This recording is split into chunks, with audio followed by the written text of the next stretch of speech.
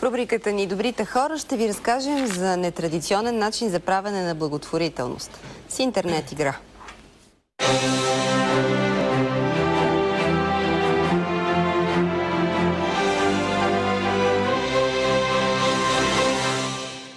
Сайтът на храни.com съществува повече от година.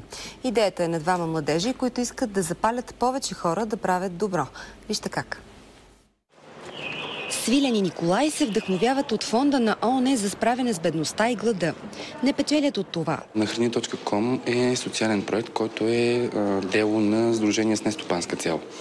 Като такова сдружение ние не можем да акумулираме счетоводна печалба. С игра на думи символично даряваш храна. Тя се плаща реално от някой, който получава реклама в сайта. До момента сме направили 3 дарения на един и същи дом в Стара Загора. Основните ни дарители желаят да запазят анонимност и са хора, не са фирми и компании. Подобен сайт в Съединените щати се радва на огромна популярност.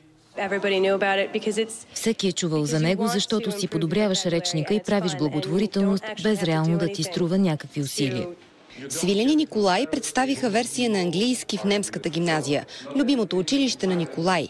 Николай иска да даде нещо на своите училище. Това, което той дава сега на учениците като възможност да участват в този проект, е прекрасно, похвално. Когато човек вече играе е дарил нещо от себе си, от своето време, той чувства някакво удовлетворение и това е една от идеите, според мен.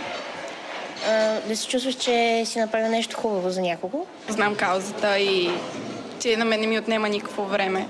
Научих много думи как се тълкуват или какво означават точно. Това е другата положителна страна на проекта, че освен че помагаме, същевременно и научаваме много нови неща относно нашият роден език.